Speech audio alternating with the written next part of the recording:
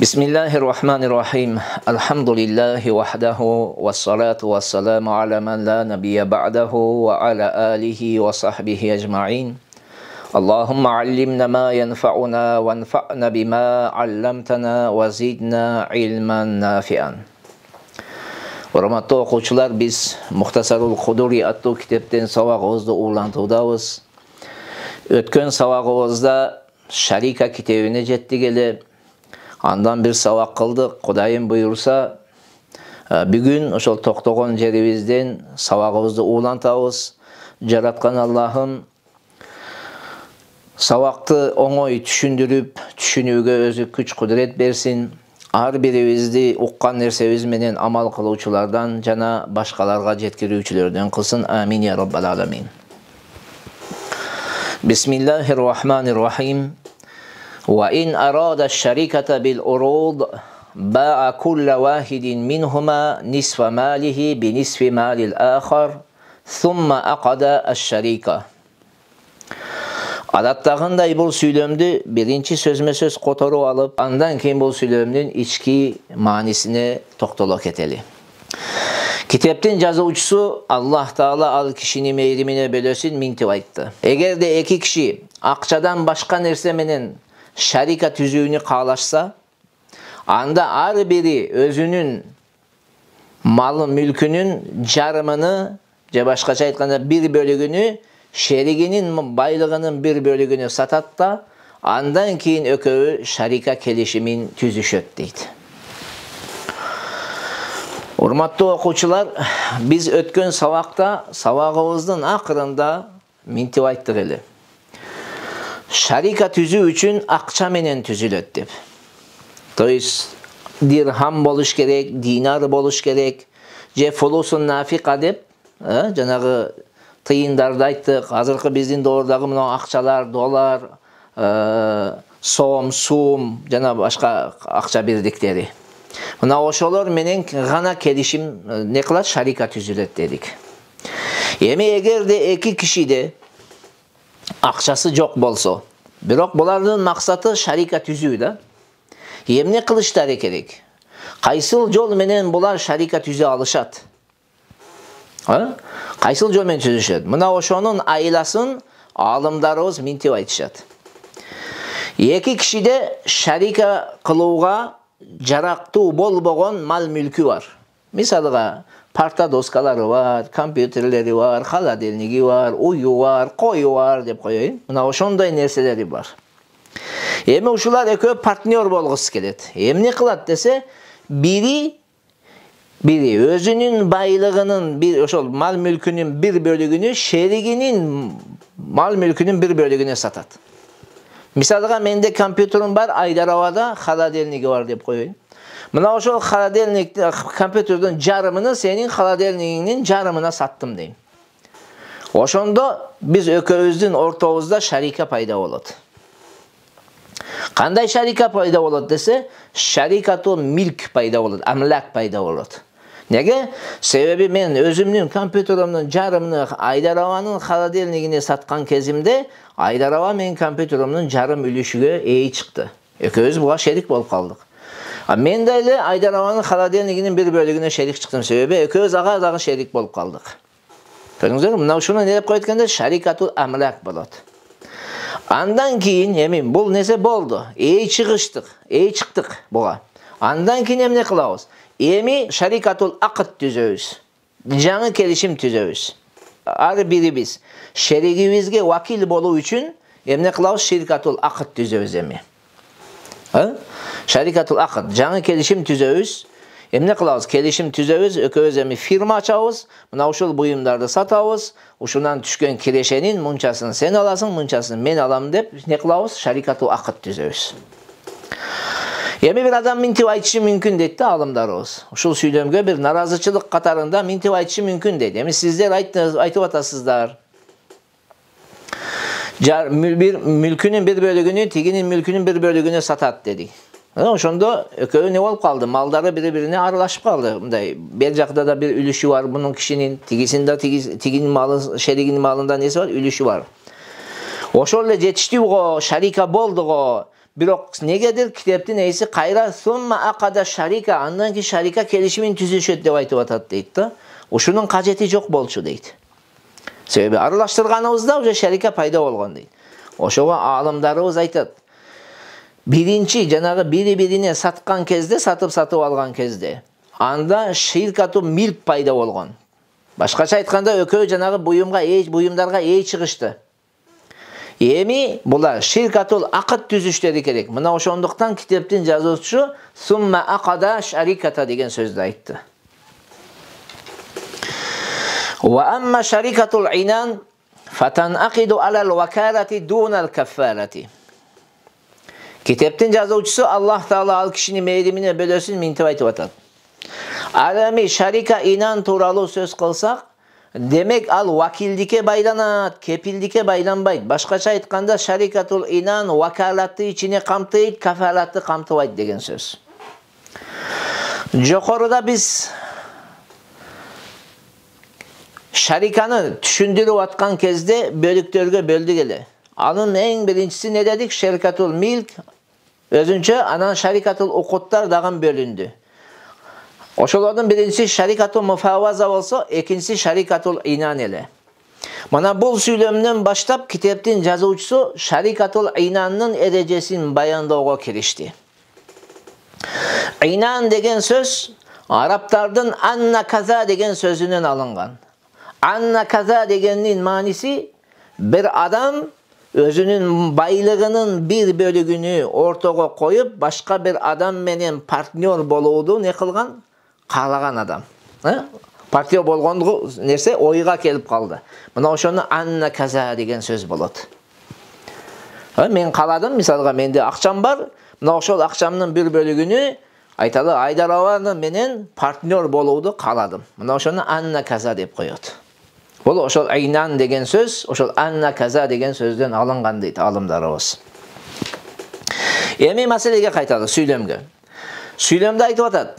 Шарикатул инан фатанакиду алал вакалат деди. Жокорудагы сүйлөмдө эмне деди? Шарикатул инан бул вакалатка байланат. Башкача айтканда вакилдик болуш керек. Экөө бири-бирине вакил болууга жарактуу болуш керек. Кепилдикти бул өзүнүн астыга камтыбайт. Мына ошондуктан алымдарыбыз айтат, кайсыл киши вакил бола ала турган болсо, кепил бола албайт. Вакил бола ала турган болсо, мына ошолордун ортосунда шарикатул инан түзүүгө болот дейт. Мисалга, соода сатык кылууга атасы тараптан уруксат берилген жаш бала, балагатка жете элек, жаш бала. Эгерде ошону менен шундай келишим түзсөң болот. Неге? Себеби ал вакил болууга жарайт, бирок кепилдикке жарабайт. Же болбосо бир соода сатык кылууга уруксат берилген кул. Буну менен шундай келишим түзсөң жарайт. Бирок бул киши кепил болууга жарабайт. Бирок вакил болууга жарагандыктан шарикатул инанда жарай берет. Ва ясиху тафадулу фил мал. Китептин жазуучусу мынтип айтып атат. Ва ясиху тафадулу фил мал. Шарикатул инанда биринин акчасы көбүрөөк, экинчинин акчасы азыраак болсо деле дурус боло берет. Себеби шарикатул инанын эрежеси барабарлык эмес, жанагы муфаваза сыяктуу эмес. Барабарлыкты талап кылбайт. Бириники көбүрөөк, бириники азыраак болсо жарай берет. Ва ясиху аятасавая фил мали ва ятафадала фил рибхи. Караңыздар, китептин жазуусу мынтип айтып атат. Экөөнүн ортого салган акчалары бирдей болуп, кирешеде бири көбүрөөк ала турган болсо деле дурус боло берет. Мисалга, мени менен Айдарова экөөбүз 50 сомдон салып туруп, фирма түздүк, фирма ачтык. Эми пайдасыны бөлүшөйүн деген кезде Айдарова 60% алып атат, мен 40% алып атам. Ушундай дурус болот дейт. Шуңа пайда кирешеде Айдарова көбүрөөк, мен азыраак алып атам. Бирок мунун шарты бар ушундай дурус болуу үчүн. Качан ушундай дурус болот? Эгерде ошол акчанын пайданын көбүрөөк бөлүгүнү ошону иштеткен адам алса, иштеткен адам алыш керек. Кимиси көбүрөөк мээнет кылат, ошол алыш керек. Ал эми эгерде Жадагы амалы азыраак адамга, караңыздар, амалы азыраак адамга ошол шарт кылынса, мисалы экөөбүз партнер болобуз, мен иштейм дейм, Айдар аба иштебейт. Мен иштейм, Айдар аба иштебейт. Ошондо Айдар абага жазыла турган болсо, анда не болбойт экен, бул туура болбой калат. Шарт табылбагандыктан дурус эмес бул. Имам Зуфар, Имам Шафилердин көз карашы боюнча ушул маселеде дурус эмес. Ушул маселеде Имам Зуфар менен Имам Шафийдин көз карашы боюнча дурус эмес. Жанагы пайданын бир жагы бири пайданы көбүрөөк алып, экинчиси азыраак ала турган болсо дурус эмес дейт. Биздин далилибиз, биздин мазхабтын далили. Ошол пайда кээде ортого акча салуу менен түшөт. Кээде амал менен болот. Мисалга музарабаны карасаңыздар, музарабада бир адам акчасын берет, экинчи адам амал кылат, анан натыйжада кирешени көп бөлүшөт. Келишимге жараша. Ошол сыяктуу эле бул жагдагы дурус болот дейт. Бул жерде дагы эки адам ортого акча таштап, ошолордун бири ошол кирешеден көбүрөөк алса, бул дурус боло берет. Неге? Себеби ал ортого салган акча салынды. Бирок ошол акча салган экөөнүн бирөөү жанагы соода сатык эрежелерин мыкты билет, көбүрөөк амал кылат, көбүрөөк чуркайт. Ошондуктан анын мээнети, анын ошол кылган иштери бааланыш керек, ошого жараша берилсе болот дейт аалымдарыбыз.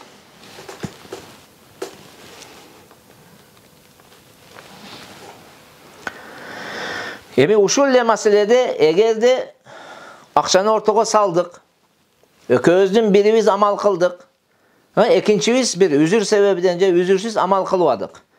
Баары бир түшкөн киреше ошол шартка жараша бөлүнүп кете берет.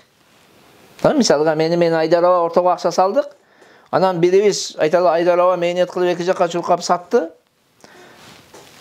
Анан келишимди түзгөнбүз да. 50 сом мен таштадым, 50 сом Айдар аба таштады, кирешени да ошол 50-50ге бөлөбүз дедик. Кийин мен амал кыла албадым. Себеп мененби, себепсиз мененби айырмасы жок. Айдар аба иштеди. Анан жаңы киреше түштү. Ошол кирешени ошол 50-50ге бөлүп кете беребиз. Wa yajuz ay yaqidaha kullu wahidin minhuma bi ba'd malihi duna al-ba'd. Kitaptın жазуучусу мынтип айтып атат.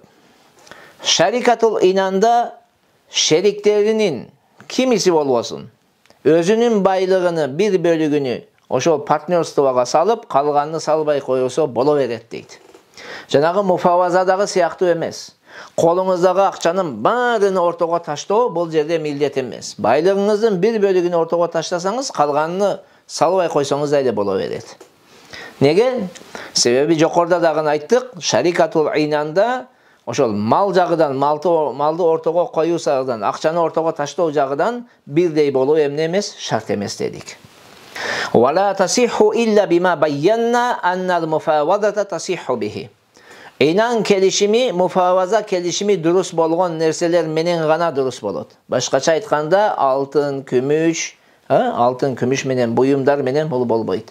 Алтын, күмүш менен, акча менен, доллар менен, рубль менен дурус болот дейт.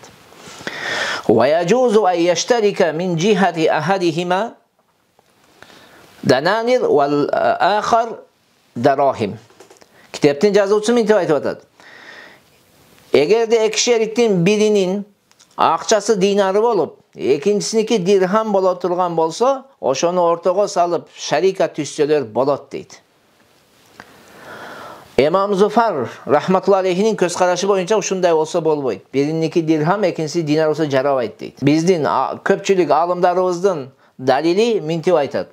Мынтип айтышкан. Дирхам менен динарлар экөө бир нерсе сыяктуу дейт. Бир жинс болуп эсептелет дейт. Көптөгөн өкүмдөрдө экөө биздей дейт. Мисалга, зекетти алып карасаңыз, экөө бир жинстан болгондуктан биринин кемчилигини экинчиси менен толтурулат да, нисапка жетсе не берилет? Зекет берилет. Ошон үчүн бул бир нерсе сыяктуу болот дейт. Ошол себептен дурус болот дейт.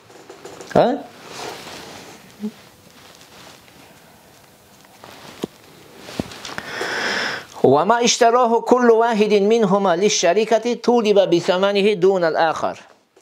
Yemi şeriklerden kimisi ошо şarika üçün bir nese satıp ala turgan bolsa, firma üçün bir neseni satıp alsa, ошол киши гана ошол акчаны келип акчадан келип жооп берет. Шеригини бул түрдө сурабайсыз.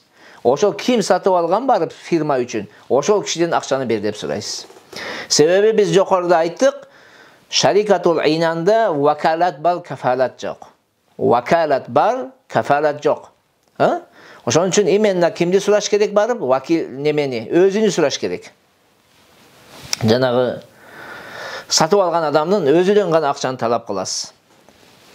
Сумма яржиу ала шарикихи би хиссатихи минху. Бирок кийин ошол сатып алган адам акчаны төлөгөндөн кийин өзүнүн үлүшүнү шеригиден бер жактан эмне кылат? Кайтып алат дейт. Башкача айтканда, эгерде өзүнүн чөнтөгүдөн төлөп койгон болсо, жана фирма үчүн сатып алган нерсесини, ана эми төлөп койду да, төлөп койгондон кийин берки шеригиден не кылат? Чыгарып алат.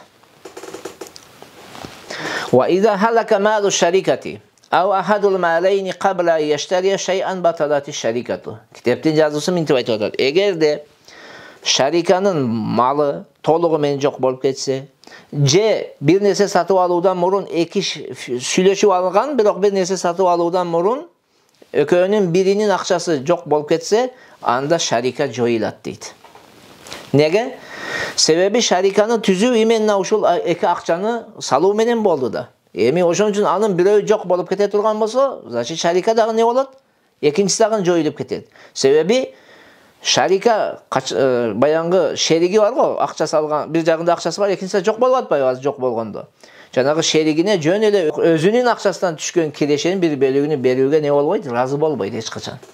Ошондуктан фирма жоюлат дейт. Бирок эми жана жоюлуп жоголуп кетти да. Бир шеригини фирма түзүлдү, анан бир шеригиники жок болду. Эмне болот эми? Бул чыгымды, бул расходду экөө шерик болуп, экөөдөн эсептелеби же жанагы кимисиники жок болсо ошого гана тиешелүүбү? Ошону алымдарыбыз айтат, эгерде экөө аралаштыра элек болсо, анда ал ээсиники болот дейт. Ээси өзүнүн проблемасы дейт. Шериги аны ал расходко бир жардам берүүгө не эмес, милдеттүү эмес дейт. Эми ушул жерде караңыздар, эгерде өзүнүн колунда жок болуп кеткен болсо, ал түшүнүктүү. Тигиги аралаштырып аптыр, өзүнүн колунда жок болду, өзүнүnkүнү өзү отвечать кылат.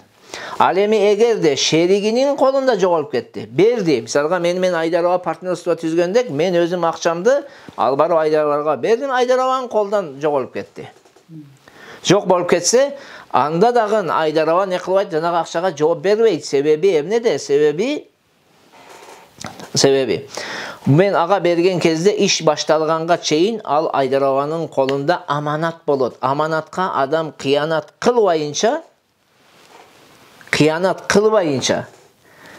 төлө бербейт. Аманаттын эрежеси ушундай. Аманатка койду бирөө сизге. Сиз кыянат кылбай, башка бир себептен жок болуп кете турган болсо, анда сиз төлө берүүгө милдеттүү эмес. Бул аманаттын эрежеси. Ал эми эгерде караңыздар, ушул эле маселеде эгерде экөөбүз аралаштырган болсок, аралаштыргандан кийин анан жок болсо менин малым, анда бул экөөбүздүн зыяныбызга болот. Ошол зыянды экөөбүздөн минус кылыныш керек. Бул эреже. Эми жокоруда карасаңыз, ушул сүйлөмдө не деди? Бир нерсе сатып алуудан мурун жок болуп кетсе деди. Bir nese satып алуудан мурун жок болуп кетсе, ошондо шарика бузулат деди. Ал эми эгерде бир нерсе сатып алгандан кийин анан жок болсочу жанагы мал, анда жанагы сатып алган буюм бул экөөнүкү болот. Экөөнүн бириники эмес, фирма үчүн сатып алган буюм экөөнүкү болуп эсептелет эми. Wa in ishtara ahaduhuma bimalihi wa halaka malul akhar ba'da ash-shira'i fal-mushtara baynahuma ala ma sharata. Эгерде эки шериктин бири өзүнүн акчасы менен фирма түзгөндөн кийин өзүнүн акчасы менен бир нерсе сатып алды. Сатып алгандан кийин экинчи шеригинин акчасы не болуп кетти? Жок болуп кетти. Аралаштыра элек, жок болуп кетти.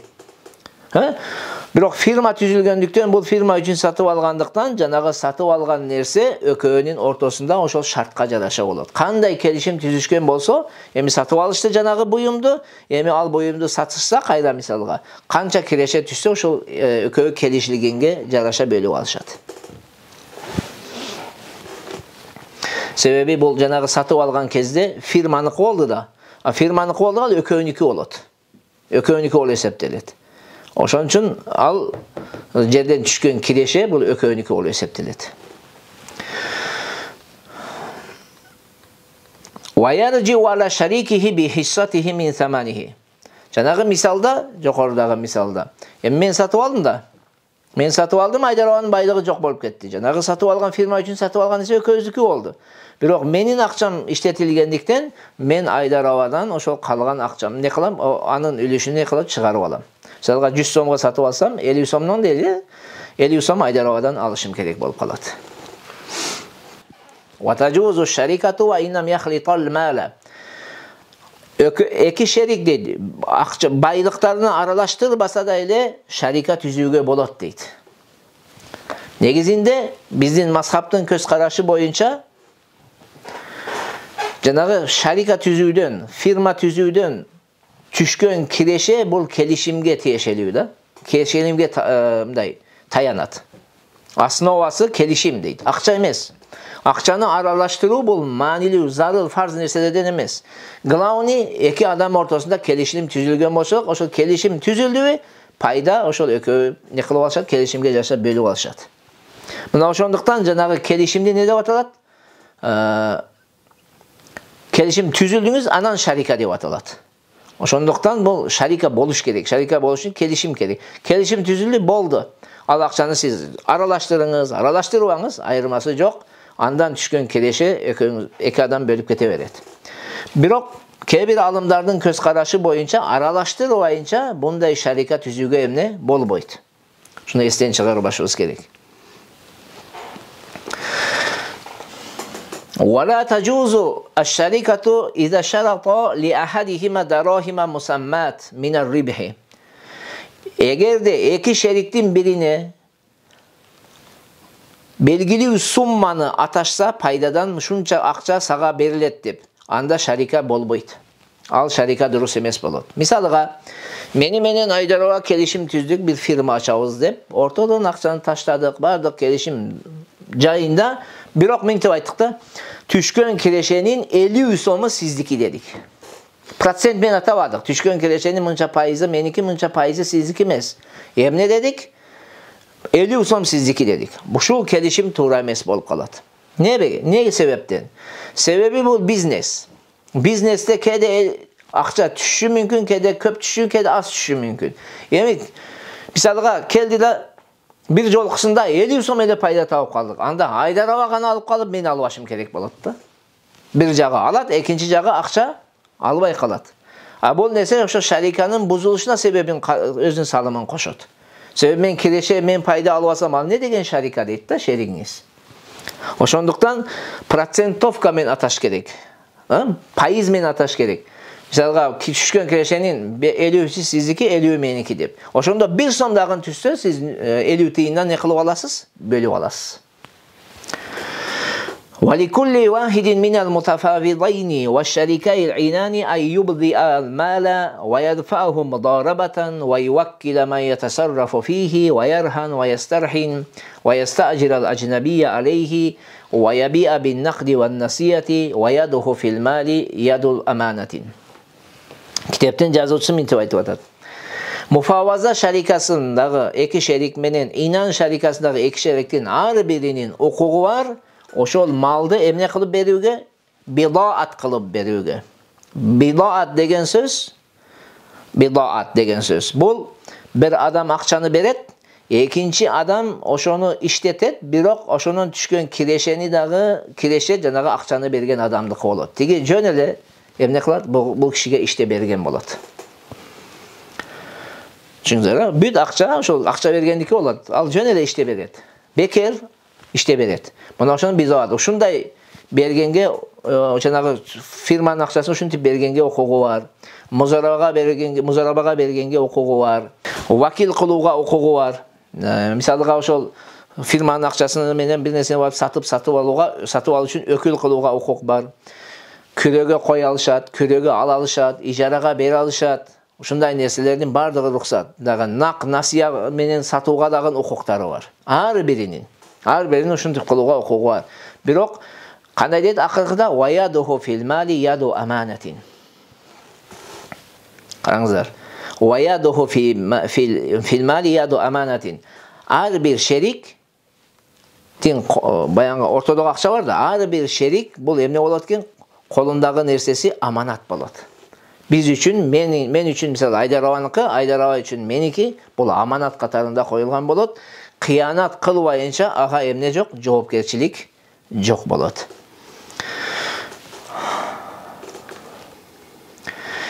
Ушул жерде эмне себептен яду аманат болот? Маселе ушул жерде да, неге яду аманат болот? Ар бирибиз экинчи шеригибиздин акчасында аманат калгандай болот десе, себеби бул жерде биз алмашуу жолу менен алган эмеспиз бири-бирибиздин акчабызды. Биз өзүбүздүн ыраазычылыгыбыз менен ортого койгонбуз да. Бул бартер кылган эмеспиз бул жерде. Ошондуктан бирибиз экинчисибизге жанагы атайын барып бир кишиге өзүңүздүн акчаңызды, байлыгыңызды аманатка койгон сыяктуу болот. Мына ушул жерде сабакты токтотолу. Аллахым разы болсун. Кудай Таалам бардыгыңыздардын өмүрүңүзгө береке берсин. Ассаламу алейкум ва рахматуллахи ва баракатух.